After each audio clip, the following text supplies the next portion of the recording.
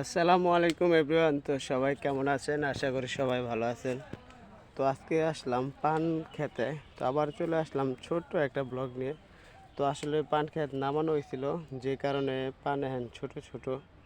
তো যখন পান ক্ষেত বড় হয় তো এই পন তো অনেক বিশাল বড় হয়ে যায়। তো পান কিছুদিন আগে ভাঙানো হয়েছে, যে কারণে এখন ছোট। যারা ফার্স্ট পান ক্ষেত দেখছেন বা তারা অবশ্যই একটা ফলো দিয়ে রাখবেন। তো আমি চেষ্টা করি যে নতুন নতুন কিছু ভিডিও নিয়ে আসার জন্য।